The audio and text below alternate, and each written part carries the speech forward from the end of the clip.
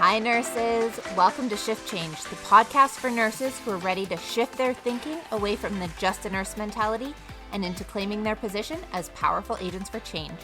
I'm your host, Amy Deagle, Chief Nursing Officer and President of the International Network of Nurse Leaders.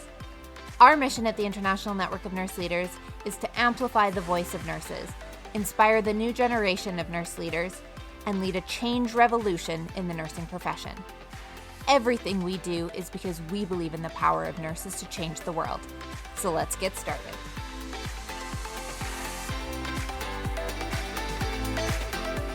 Hi nurses, today on the podcast, I am pleased to be joined by Michael Sandler.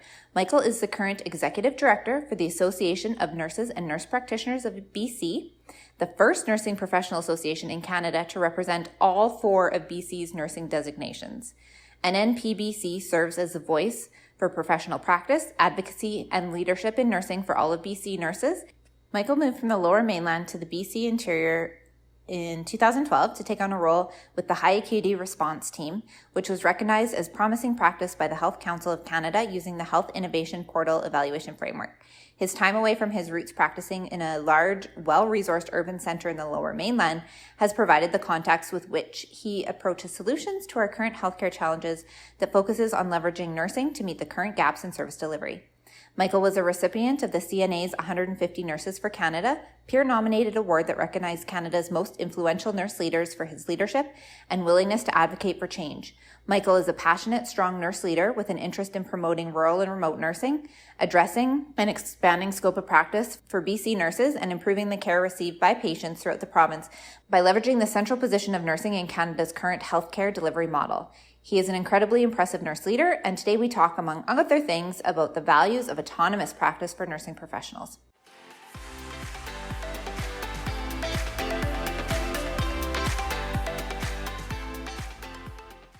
So welcome, Michael, to the Shift Change podcast. Thank you so much for taking the time to be here with us today. Thank you for having me, Amy. So, Michael, as you know, as a listener of the podcast, we love to hear more about your nursing career and your journey into nurse leadership. So can you walk us through, how you started in nursing, some of the highlights you've had, and where you are today? Yeah, sure. Thanks for the opportunity. Well, let's get this out of the way early. I never intended to be a nurse.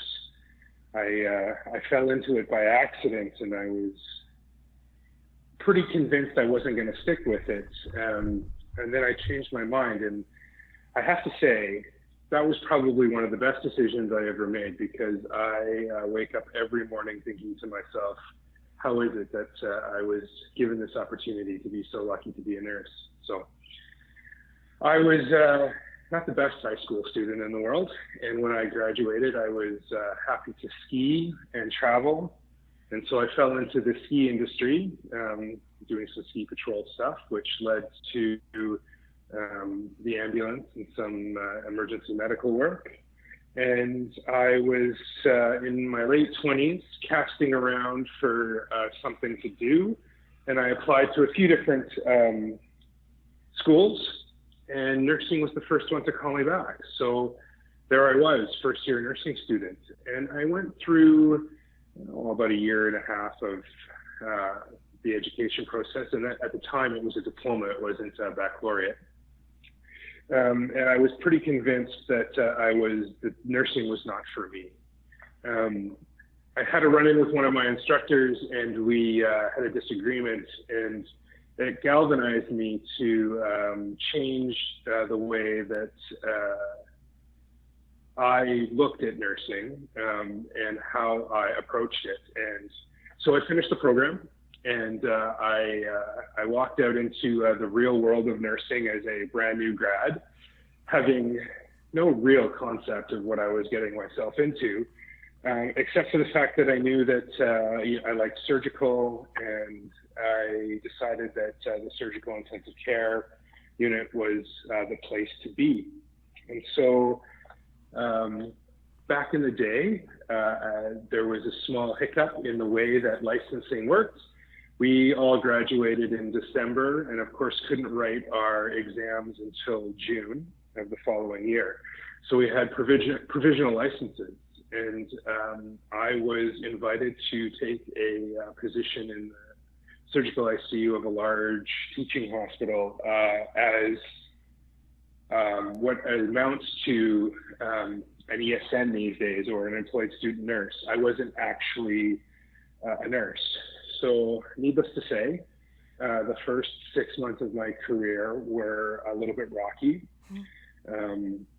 As you know, sometimes nursing can be a little bit critical of new grads. And I was moving into a very acute area with limited nursing experience, although I was an older grad and had come from a healthcare background in 2 previous settings. It didn't, the first 6 months didn't play well for me, but I dug my heels in, and I spent some time paying attention to the criticisms that had been leveled at me, and I worked at becoming a better nurse. And I really enjoyed it. I fell in love with critical care, and I started to move around the critical care world. I did a little general ICU, I did a little cardiovascular ICU, did some transplants, worked with thoracics, and then I got into critical care transports. And that was a whole new ballgame. It was, generally speaking, working with one other individual as opposed to large teams. The autonomy was much broader than I had previously enjoyed. And the decision-making capability and the opportunity to really impact patient outcome based on your knowledge and skills allowed for a different way of practicing nursing, which I really enjoyed. And it was at that point that my expectations around nursing and the nursing practice environment that I was in finally coalesced together to what I thought nursing would be when I started way back when. And that really provided the opportunity for me to then take a look at where my career was and decide what I wanted to do next. I had achieved the clinical practice that I wanted to achieve, and I was looking to take it to the next level. And the thing that had really bothered me about the whole scenario moving up to that critical care transport position was that the scope of practice didn't seem to really mesh with what was being done in the real world. And I had all of these policy questions popping around in my head. And so I jumped into the policy world. And it was really at that moment that the leadership track for nursing began for me. And I realized that to affect change at the policy level, which would allow point of care nurses to implement their very broad knowledge base, had to be in a leadership position to affect that change. And so I started in on that process. That's incredible. And today you are executive director of the Nurse and Nurse Practitioner of BC Association, correct? That is correct, yes. I was tapped to lead the Association of Nurses and Nurse Practitioners of British Columbia last September. An absolute humbling experience. We represent all 4 designations in the province, so licensed practical nurses, registered psychiatric nurses, RNs, registered nurses, and nurse practitioners. And the family is large. Not everyone in the family, obviously, is a member of the association, as we're a voluntary organization, but nursing runs deep. Mm-hmm. And you are a family member by virtue of the fact that you have gone through the process and call yourself a nurse. So it's been incredibly humbling to be asked to lead this organization on behalf of the broader nursing voice. And I take the responsibility to do good things for nursing in this province seriously every day. It's an honor and a privilege. That's incredible. And I think BC is really at the forefront of joining all the professions of nursing together in one association voice. And what has your experience been like in combining those professions and leading them as one voice together I feel like a lot of times we're in associations where, we may all have the same goal, but there tends to be a lot of, let's say, turf wars between associations. And instead of working together on our common vision, we're ironing out, scope of practice things. So what has it been like to lead as one voice in one association? I think the analogy that's probably the best here is a messy family dinner. Everybody comes to the table with a slightly different expectation of what is being served up and how it will be consumed and what the responsibilities are afterwards to do the dishes. Mm-hmm. So, it's never a smooth process in that regard, but I think the way that you lead through I have a colleague who calls it the itchy-scratchy pieces. The way you lead through the itchy-scratchy pieces as it relates to interprofessional. So we'll call it interprofessional, even though we're all nurses. We all have a slightly different responsibility as it relates to applying nursing in the clinical environment. Those different lenses are not necessarily adversarial to each other. They just have different expectations on what the outcome should be. Mm-hmm. And it doesn't necessarily have to be between, for example, an NP and an RN.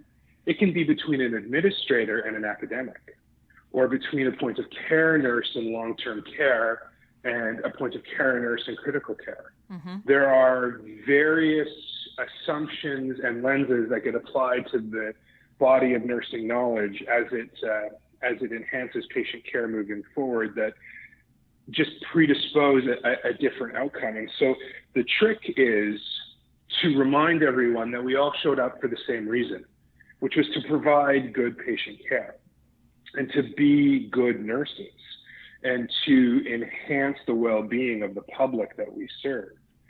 And everyone's on that page.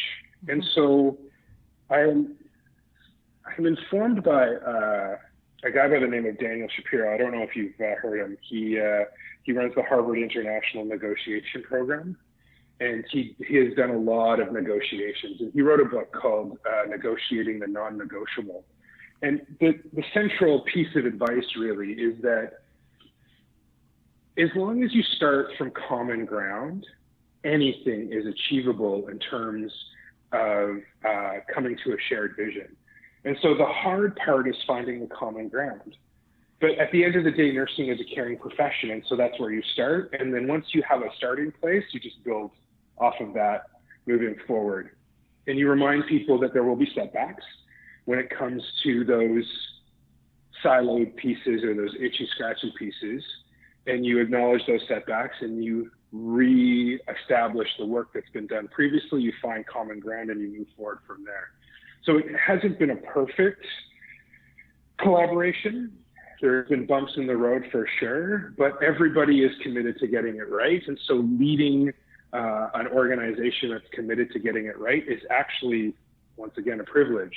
Mm-hmm. I just have to get out of the way and let them do their job. I think that's so great. And, we truly are stronger together. And I was really proud of when the CNA voted to open up membership to all nurses, all the professions of nurses across Canada. And I look forward to seeing what that means as far as a common voice in Canada for nurses as we move forward. So kudos on leading one of the first provincial ones that has come together. I can't take full responsibility for that, Amy. I do have to say that the leaders that preceded me did their lion's share of the work to bring this to fruition. I was the lucky individual who got to captain the ship into harbor for the cheering crowd. So we will have to give credit to my predecessors who did a majority of the work on that. But yes, I agree with you. It was a momentous moment at CNA when the bylaws were changed to include all designations. Yeah.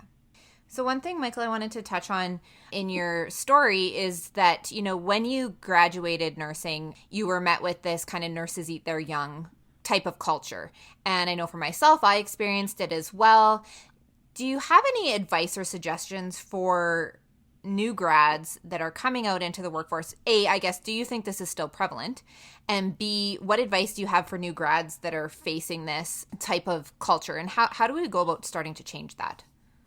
my advice for new grads who are facing this specific problem is to find a mentor, to latch on to someone who understands the importance of being kind and allowing a thought process to work its way through, and understanding the work that Benner did from novice to expert and where new nurses situate their practice in terms of doing versus understanding, and having the ability to allow that new nurse to think through the process critically, recognizing that they don't have a huge amount of context to apply to the problem, but they're still using the nursing process of assessing and planning, implementing and evaluating. That process just takes a little bit longer and is predicated on a different set of skills when nurses first start. And it's one thing to say, listen, you go out and find a mentor when you first start. And of course, it's another thing entirely to do that. Mm-hmm. So my recommendation to new nurses is to, in your final year of school, get a sense of where you want to work, spend some time in that environment, scope out the individuals that are there. And new nurses are very attuned to colleagues who are open to learning with them and sharing their knowledge. And some of their colleagues who might not feel that way, and start to develop that relationship early and make the formal ask. Listen, I'm about to graduate. I've applied for a position on this unit. I was wondering if you would be willing to formally mentor me. All I can offer you is my eternal gratitude, because the way that the system works currently, we don't have a mentorship program set up for new grads. But I think that having that touch point, that ability to find someone who you know has your back, will help you navigate some of the really complex situations that you will find yourself in as a new grad. The second part of the question was, does it still happen? And I think the short answer to that is yes. I think that the horizontal violence, workplace bullying, eating your young, kind of whatever terminology you use to describe it, is still quite prevalent. And when I did my graduate degree, I looked at new grad attrition rates. And one of the top reasons for nurses to leave the practice environment that they were in was horizontal violence, or even, it doesn't have to be aggressive in terms of things that we would kind of be able to easily identify as bullying. It could be as subtle as not sharing information that was important to the care of your patients, or failing to invite you to staff functions or meetings, or failing to alert you to diagnostics that had returned back out of normal range. All of these things obviously impact the way that you provide care to your patients, and it's that failure to provide the information that was probably the most prevalent in terms of behaviors that these new grads encountered. And dealing with that is so difficult. Mm-hmm. You already don't know what you don't know, and then you are managing overt omissions of information for the practice that you do every day. So that's why having that mentor is so important, because the expectation is that the mentor will keep an eye out for that type of information, mm-hmm. and nudge you, say, hey, your labs came back, go take a look at your potassium. Whether or not you can get that done is a different story, but yes. So the short answer to your second question is yes. I think that that type of behavior in nursing is still prevalent. And the third question, which is the follow-up question to that, is what can we do about it? Well, there are a couple of baked-in solutions that would be, I think, easy enough to implement, but would require time and energy. And of course, one of them is formal mentorship programs, formal residency programs where nurses are paired with a senior nurse in a residency situation as supernumerary, and they go into their practice as a new grad with this formal support in place. and that formal support is paid a little bit more to be that mentee. They are given some education around how to be a good mentee, and they are provided with the tools to protect the new grad in a supernumerary position until the residency is over. Mm-hmm. The guys that control the money look at that scenario and right away say that's not going to happen. We have neither the numbers nor the finances to be able to allow that to happen. If you're a new grad and you're working for the organization and you've been signed off, we'll put you where we need you. Yeah. And, you know, that might be maternity on Monday, surgical on Tuesday, and acute medicine on Wednesday. Which is one of the, sorry, I was just going to say, it's a disservice that we've done to nurses that a nurse is a nurse is a nurse. Instead of tailoring our nurses to be in their areas of strength. Like, I was a labor and delivery nurse. There was no way I should have been an emerge nurse as well. And, you know, a lot of that cross training and cross work was expected. But that's what I think leads to the burnout and the, you know, leaving the profession, is because we're just sticking nurses wherever, even though that's not their area of strength. But I cut you off, so you were going to finish on that. Sorry. No, I think you nailed the last point, which is that there has to be a will to recognize that, at least in today's healthcare delivery, nursing is becoming subspecialized, much like the other allied health professions, including, you know, medicine, rehab therapy, or physiotherapy, occupational therapy. You know, there's all these, the amount of knowledge and information that you need to assimilate to be able to do your job effectively continues to just ratchet up. And the number of interventions that can be performed that have the risk of an adverse outcome continues to expand. And the ability to be able to take on the knowledge needed to do the work safely continues to just grow exponentially. So at a certain point, becoming an expert generalist is impractical.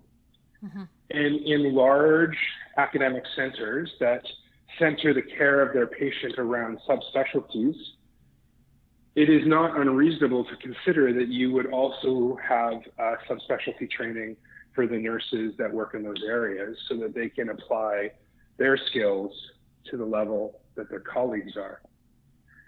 But again, we have this greater problem around numbers, filling the gap, finding ways to remain safe in all areas, right? Mm-hmm. So maybe the ICU is looking good today, but the medical floor isn't. There is this natural urge to ensure that safe patient care is provided, especially at the administration level. And so it is really hard to, as an administrator, to take a look at a scenario where you have two ICU nurses having a conversation, or, you know, spending some extra time with their patients, and one medical surgical nurse who's run off his feet and has had no ability to take a break, go get a bite, etc. And so there's this tendency, this natural urge to move one of the ICU nurses down to where the greatest need is at the medical unit, so that everyone gets an opportunity to go to the washroom and have a bite to eat, right? Yeah. So you're fighting against that natural tendency. So I'm not entirely sure, you know, whether or not with the current resources we can do the things that we need to do to help the nursing profession along. So we have to take that one step up. And the solution to burnout, horizontal violence, is adequately funding the system for nurses. Mm-hmm.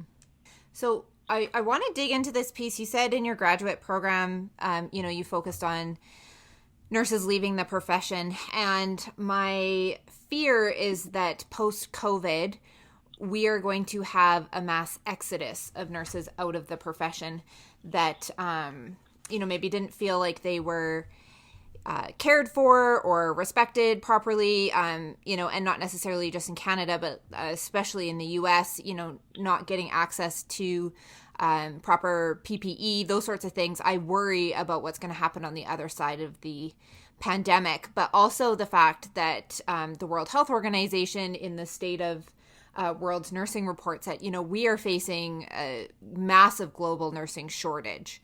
And that's prior to the pandemic. So do you have any ideas on what we need to do to be more attractive, to recruit people into the profession, but also retain the nurses that we have? It might seem flippant, but I think the answer is simple, and that is autonomy. The more autonomy an individual has over their practice, the more fulfilling that practice becomes for them. And there are scenarios where people aren't looking for autonomous practice, and they can, move into areas of practice that will allow for that. Mm-hmm. But we have to have a laddering process that allows for point of care nurses to move into their autonomy as they become more and more experienced. And so optimizing scope, right? The scope is there for nurses, especially in Canada, but we just haven't optimized it yet. So optimizing to top of scope for point of care nurses is super important. Ensuring that nurses have access to continuing education and competency is super important. I mean, currently the way the system rolls out right now, if a nurse wants to take some time off to go to a course, that's self-funded generally. Yeah. She's got to take the time off. She's got to travel to where the course is being offered. She's got to pay for the course. And ultimately, at the end of the day, that will increase her competency as it relates to the patients that she cares for, right? Versus some of our colleagues in other professions who have negotiated access to continuing medical education reversion funds, or the ability to pick and choose areas of practice that work for them, and find the resources to support that. I think we need to start having a conversation about what continuing education looks like for nurses so that they can do the job. Mm-hmm. So you combine continuing education and competency with top of scope practice, and you ensure that nurses are being granted the autonomy that their knowledge and skill base deserve, for lack of a better word. And I think you will start to see a change in the outflow of individuals who have come into the profession and gotten into practice and said to themselves, whoa, this is not what I thought this was going to be. And then they move on. And, interestingly, it's not about remuneration levels. It's about the ability to do the job. Mm-hmm. So there is this real subtlety there that I think needs to be uncovered and scratched around a little bit with. And I don't necessarily think it's a good idea to, carte blanche provide, a whole host of new tools kind of on day one to everybody who comes by. But I do think that we have to have a laddering process that allows for progression in a nurse's career to take on more and more responsibility if they choose to do so, and allow them more and more autonomy in their practice to provide the care that they would like to provide to their patients. Yeah. I think another piece too is that as a profession, we need to do a better job, and I hate to say marketing, but really it comes down to marketing ourselves to people outside the profession that, if point of care isn't your ideal place, that's not all nurses do. We have nurse scientists and nurses in policy and advocacy work. There's so many different lenses. There's legal nurse consultants, nurses that work with insurance companies, the transport and critical care nurses. There's so many different other things that I think people forget about or don't know about when you're looking at the nursing profession outside of just those point of care bedside positions. And I think we need to do a better job at exposing and marketing some of those other roles, because I think people would be attracted into some of those different streams of nursing. Yeah, I mean, that's an amazing point. I have one of the reasons I love nursing so much is that it has afforded me amazing opportunities. I have nursed on airplanes, helicopters, boats, a train, hospitals, clinics, the back of a pickup truck, in the southern hemisphere, in the northern hemisphere, on the water, in the air. what other practice environment is even remotely close to that? Yeah, as a nurse, we are present in your specialty, for example, for a person's first breath. And it's a good one, a little bit of stimulation, and then there's that first cry, and there's a whole lot of tears in the room. But you could then go to a different unit in the afternoon, and you can be holding the hand of an individual who takes their last breath. And you can do that in the same day, in the same place. There's nowhere else that I think that you can get that type of experience in terms of professional fulfillment. I mean, it's just absolutely amazing. I am humbled every day in practice when a patient invites me into their home and allows me to share their most personal and intimate experiences. And they trust me to safeguard that. Mm-hmm. And that's the piece that I think we should be advertising or marketing, as you say. But you can do that in almost any practice environment. Yeah. It's not just an acute care hospital and in a surgical floor. That's not all nursing is. We have a whole host of other opportunities, which is why I think really this is the best profession on the planet, let's be honest. Who else gets to do what we get to do?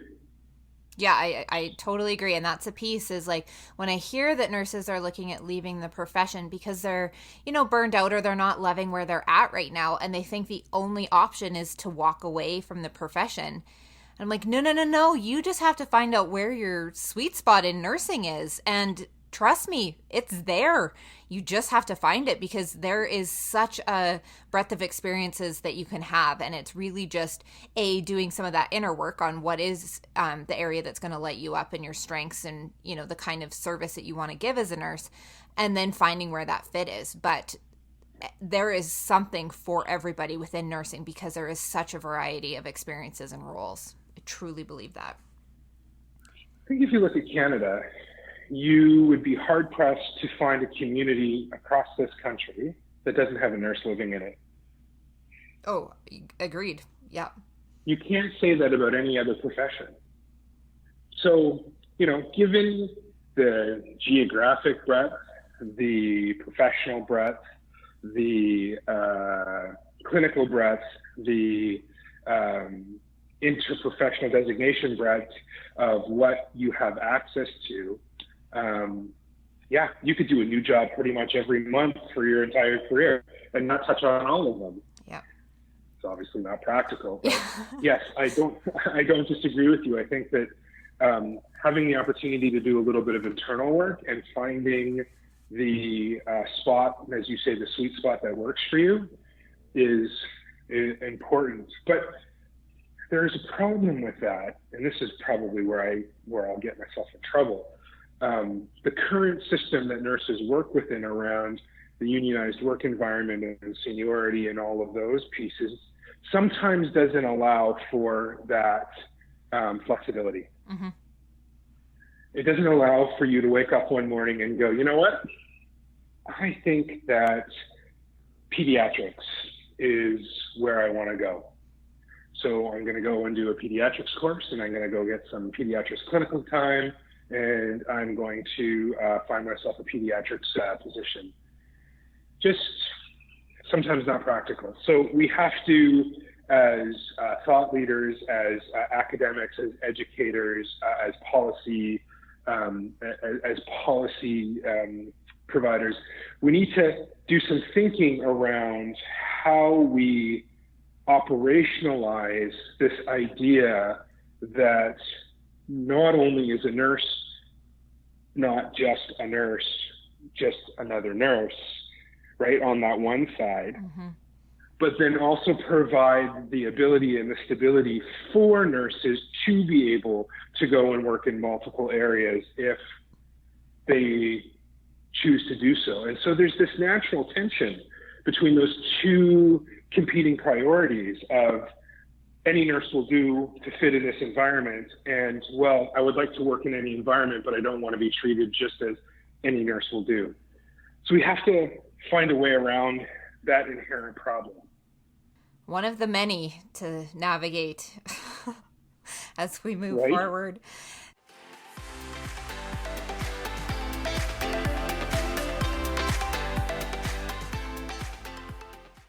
Hey nurses, I just wanted to take a quick break from the podcast and tell you about something really important that's happening. So 2020 has been designated as Year of the Nurse and the Midwife. And it's really great to be celebrating nurses and to be sharing trending hashtags. But what we really need to do is get into action, because it's up to us. And nothing is going to change if we don't make the change. So there's a movement happening and it needs you. We're stronger together. So come join us as we disrupt the status quo and evolve our profession. It's time. We are stronger together. So let's get started. If you want to know how you can join this movement of change, visit nurseleaders.ca/2020nurse to opt in for a free 3-part video series about how we can use 2020, the Year of the Nurse and Midwife, as the year we finally use our collective voice and lead our profession forward. So jump over to nurseleaders.ca/2020nurse for all the details. Now back to the episode.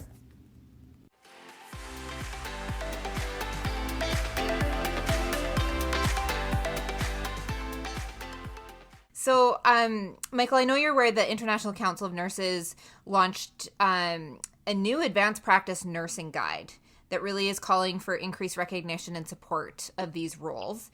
And ICN Chief Executive Officer Howard Caton said, COVID-19 has revealed the weakness and fragility of many of our healthcare systems. There is no single solution, but we would be missing a major trick if we do not recognize that advanced practice nurses represent a huge opportunity to develop and grow strong health systems. Advanced practice nursing has a leading role to play in the prevention and containment of diseases, as well as providing first contact and long-term care, while benefiting vulnerable groups that other healthcare professionals may not reach. He goes on to state that through the State of the World Nursing Report, that they identified convincing evidence that both the care and cost effectiveness of these roles is something that governments need to be looking at as we move forward.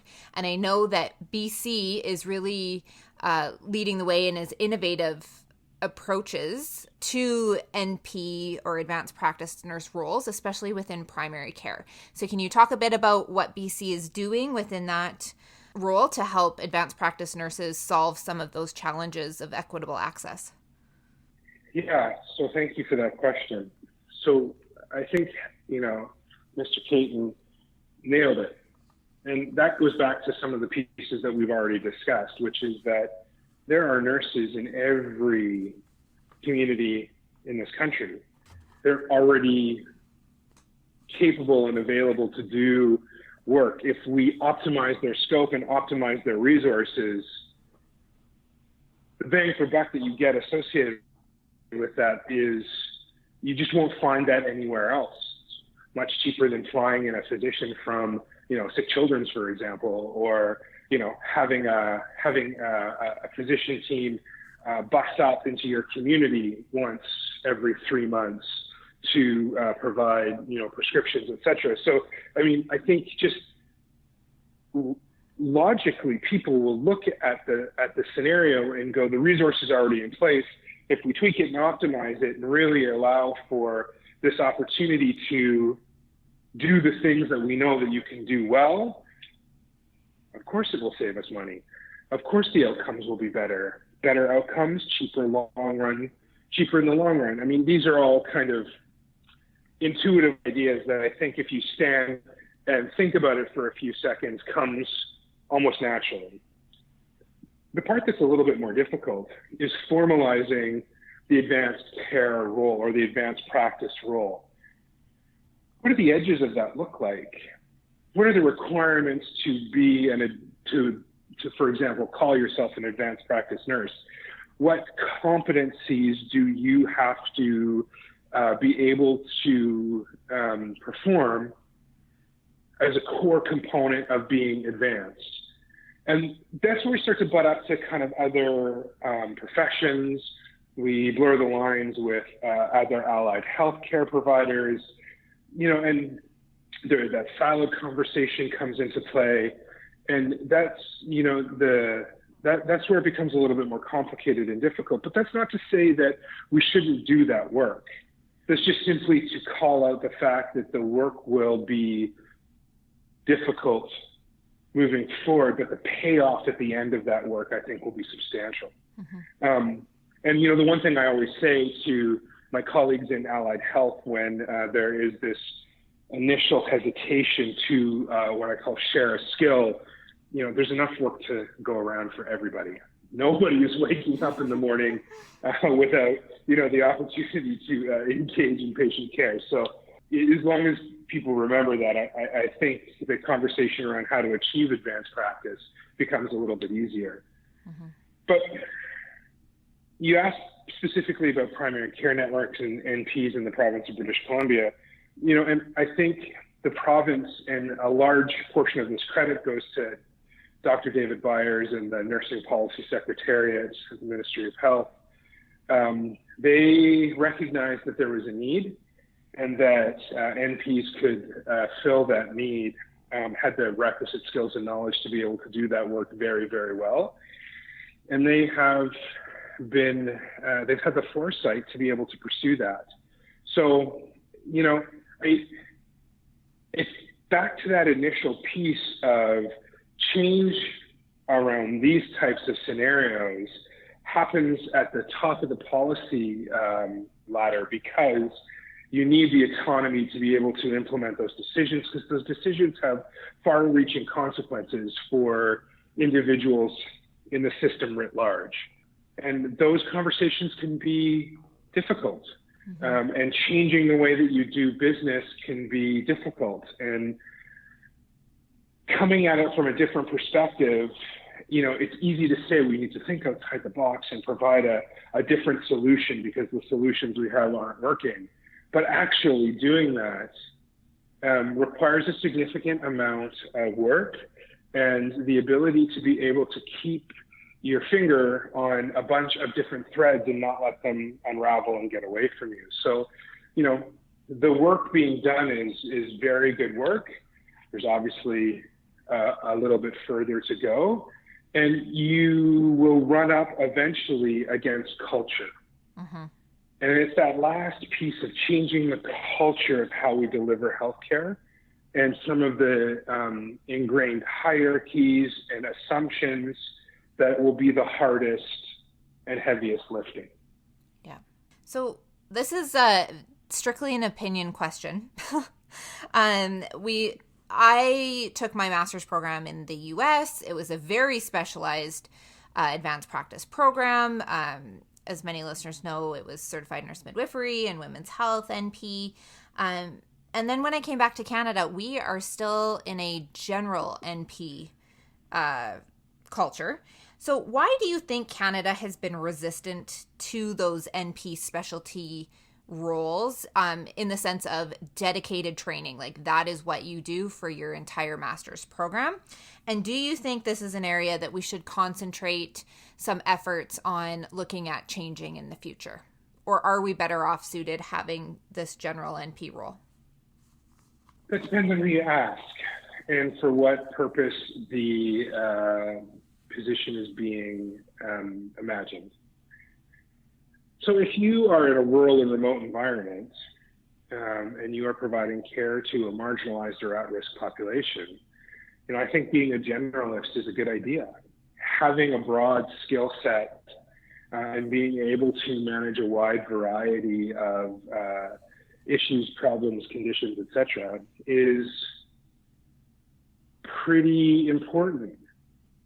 When you start narrowing it down to specialty and then subspecialty, you run up against a conversation with our colleagues in the other healthcare professions, in particular medicine, around who is best to do the work in those environments. And, it's interesting, the historical argument for advanced practice nursing has been filling the need. You could make the argument that having a subspecialist maternity NP or a subspecialist neonatal NP, for example, is butting up against a historical position that had been filled by physicians who spend a significant amount of time to get into that practice environment. And so the question becomes, justify the need, right? Mm-hmm. So I think the answer to that question is that nursing is not medicine. We don't practice from a medicine lens. We practice from a nursing lens. And so we look at trajectories of care, wellness, health. We look at community support, determinants of health. There are a whole host of other focuses that nursing has. And so there, in my opinion, and this is just my opinion, shouldn't be any barriers to advanced practice nurses providing subspecialty care because they provide a different type of care than their physician colleagues. Mm-hmm. That being said, we talked previously about, when you start to butt up against culture and historical content and hierarchy, that conversation becomes a little bit more difficult and requires some sensitivities and some understanding of the common ground that the other side of the table has, right? Yep. We have to be sensitive to the fact that physicians have spent a great deal of time and effort to be competent in these subspecialty areas. And we're essentially saying, that's great, we'd like to practice with you. And so we have to be really careful to make sure that we recognize that medicine and nursing bring slightly different lenses to the conversation, and we can both provide a benefit to the patients. It is not exclusive, one or the other. And that's going to be the piece that will take some time to flesh out and make sure that everyone understands, because there is this natural tendency to say, not in my sandbox. Right. Yeah, and I agree with that piece of we're here to collaborate and work together for the betterment of our health systems and the patients and the communities, because there is a slightly different lens. But it'll be interesting to see what happens. I know that a lot of restrictions to full scope or optimized practice that have been in place for years, and I know for sure one of the places is New York State, that all of a sudden those restrictions were suddenly erased in response to needing more advanced practice people right at the front line with the COVID-19 pandemic. So in those situations, how do you think we should go about ensuring that we continue moving forward, that those restrictions stay off of our advanced practice nurses, and that we don't kind of backslide when this is all over? That is a very good question, and some might say above my pay grade. My opinion on that is, yes, I think that it's not a backslide in the sense that nurses have always been capable of doing this work. We've just been finally given the opportunity to do it. And so this is where nursing has to step up and take responsibility for itself and say, listen, we did this work safely and effectively in a time of crisis, limited support, knowledge, and resources. We did it well. What is the argument for going back to the way things were? And is that argument a valid argument against the outcomes that we can demonstrate from our ability to be able to step into this area of need? I think nursing has to step up, right? And historically, we've had a hard time doing that, but here's our opportunity to really be clear-eyed about the fact that we provided a service that had a benefit and outcome to the patient that was better than would otherwise be expected if we weren't there to do that work. There's no reason that we can't continue to provide that level of service. And do you think that's a role that provincial or federal nursing associations should be taking on, being that voice to ensure that those restrictions stay lifted, that the scope of practice stays optimized, that some of those red tape things that have been held up for years are finally completely removed? Yeah, so you have to be really careful here, right? Because ultimately, at the end of the day, the associations can advocate for this because it's, in our estimation, obviously optimizing scope is a good thing. But where we need to work collaboratively with our colleagues is on the regulator side. And the regulators are tasked with an entirely different scenario, which is protecting the public. Mm-hmm. And their job is to ensure that the public is not adversely affected by these changes. So that's that conversation, that argument where nursing has to stand up and say, and make the case to the regulator to say, hey, listen, the data supports the fact that this is in fact safe to do.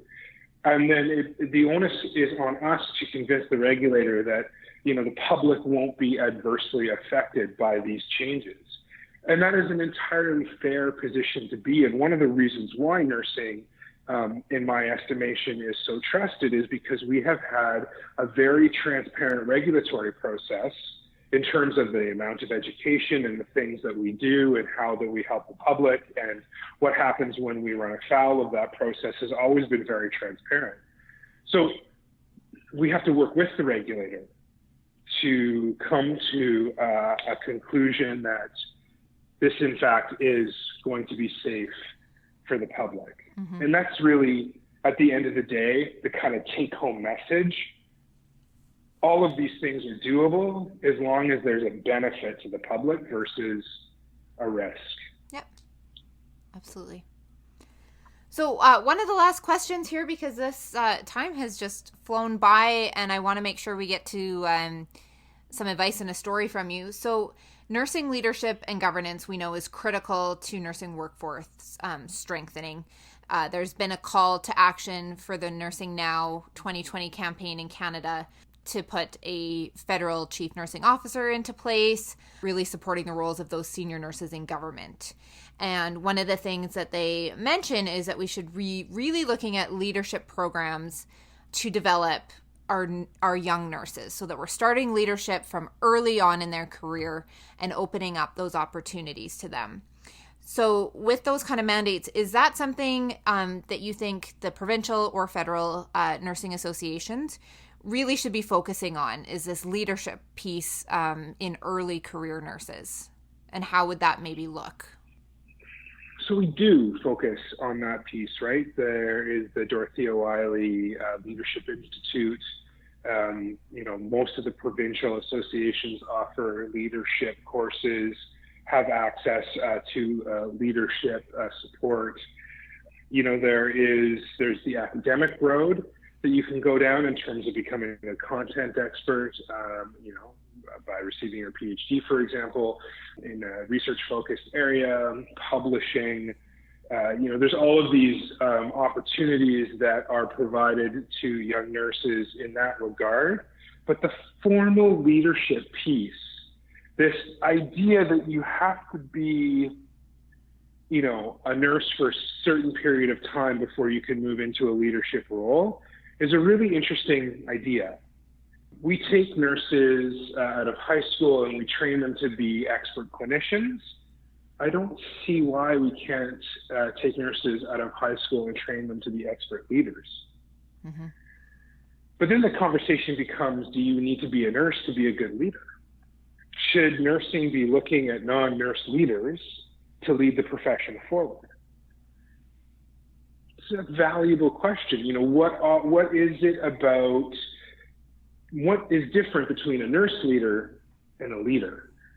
Well, I think it's context, right? And so my feeling is that nurse leaders can be more effective if they understand the context that they're leading in. Mm-hmm.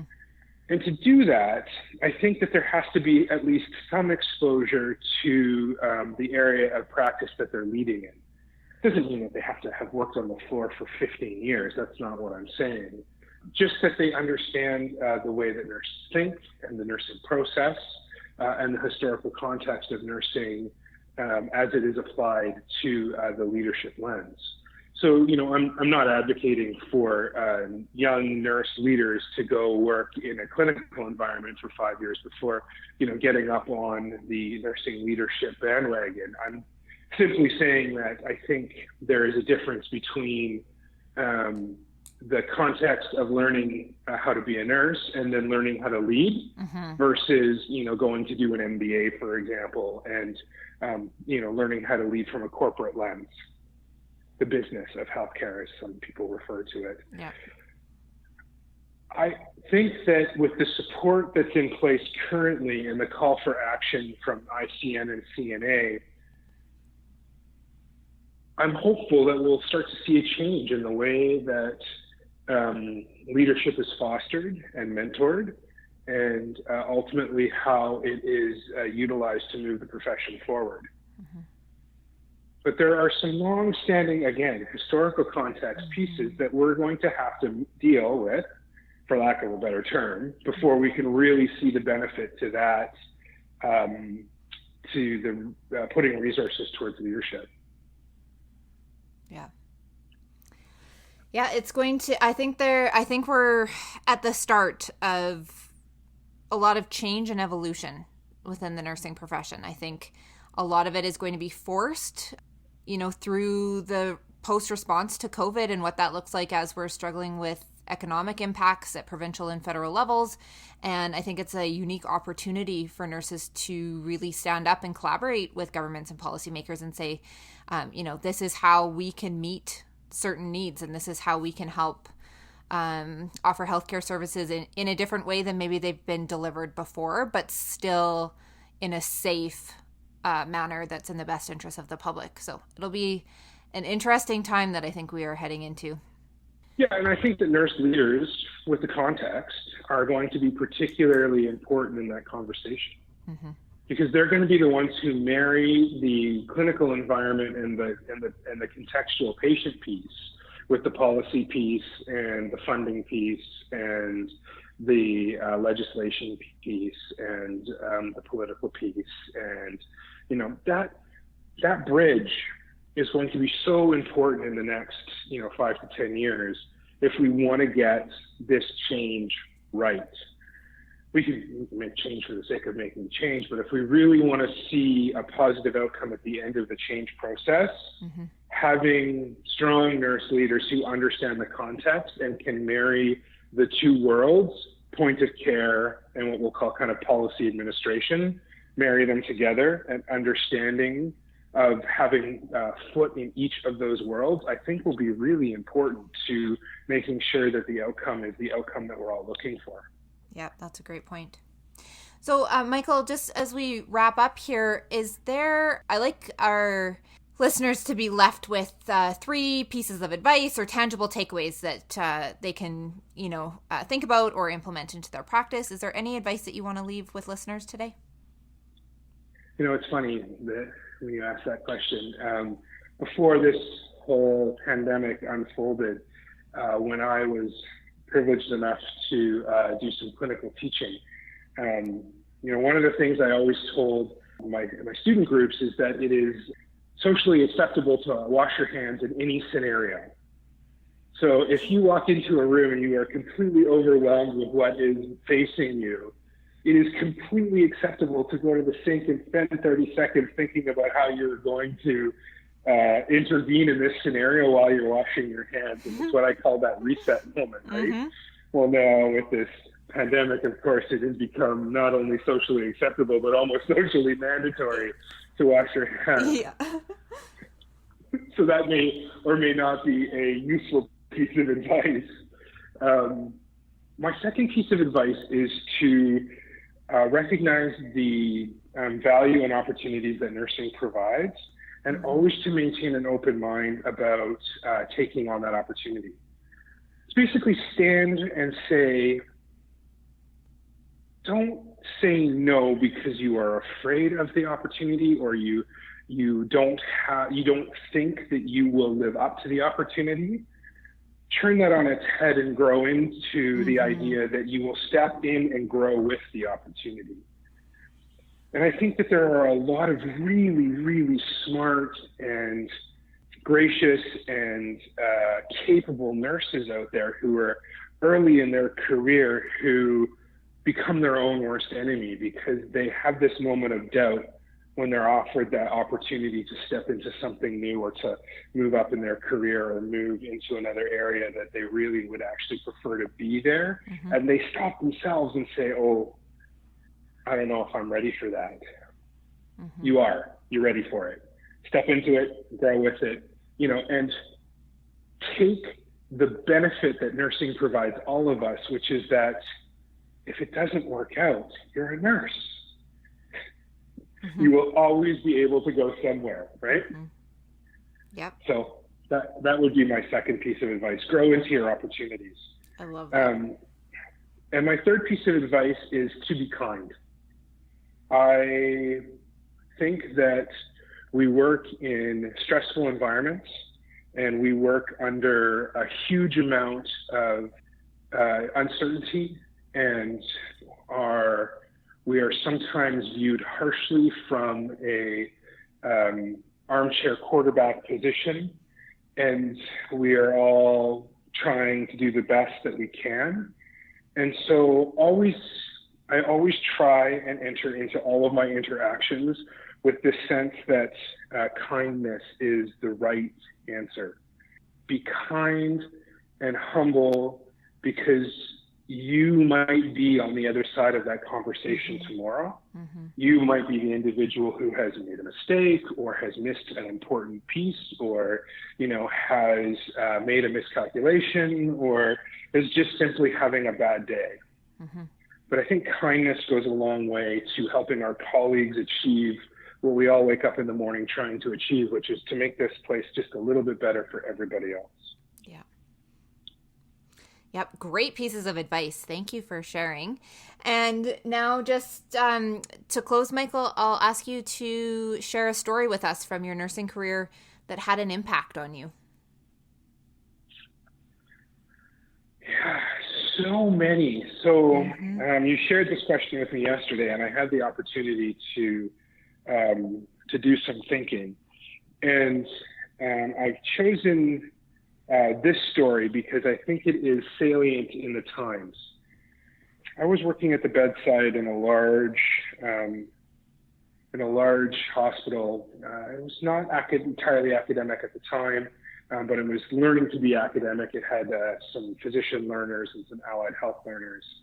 And I was working with a nurse who gave me a report on her patient and went for lunch, and she never came back. Didn't come back for the end of the shift, didn't come back the next day, and I never really knew what happened to her. And I ran into her about 5-7 years later. I asked her, obviously, because I had always wondered. The mystery, right? Yeah. The mystery.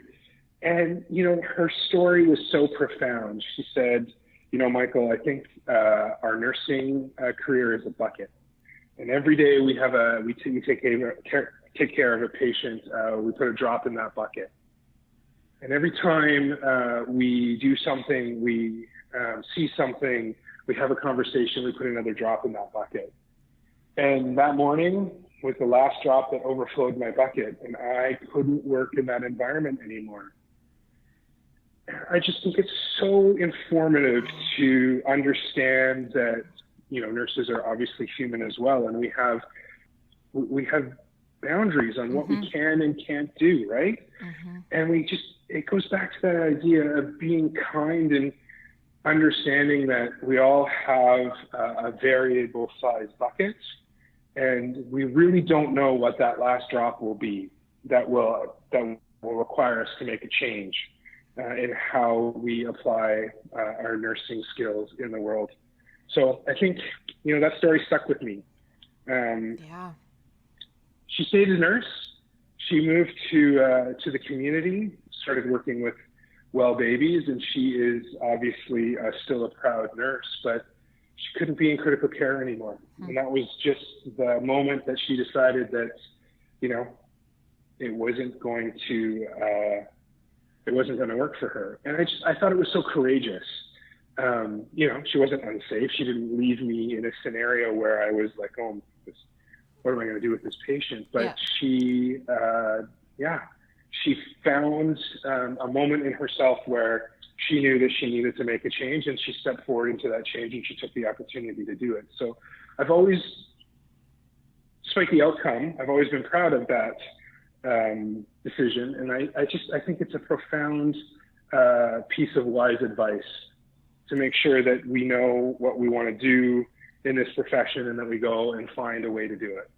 Yep. And also, like you mentioned, making sure that you're taking care of yourself and you know where those boundaries are, and you are human. Just because you're a nurse doesn't mean that you're immune to taking on the stress and the anxiety, and just, keep those boundaries in place for yourself and look after yourself. So I appreciate that story. Thank you for sharing. Well, thanks for having me, Amy. It was a pleasure to speak to you. And that is all we have for today. So again, thank you, Michael, for being here. We'll make sure that we share any resources that you mentioned, as well as link a way to get in contact with you if people have any questions. And again, just thank you for taking the time. Again, thank you for having me, Amy. It was a pleasure. Bye, everybody. Thank you so much for joining us today. If you loved the advice shared on this episode, we would be so grateful if you would let us know. Please head over to Apple Podcasts, formerly known as iTunes, and subscribe to our show, and then rate us and leave your review. We would be so grateful if you would take the time to subscribe, rate, and review. While you're on our website, nurseleaders.ca/connect, all of our social media handles are there, and we would love to get to know you on social media as well. Thank you again for listening today, and remember, nurses, we have the power to change the world. Let's start today.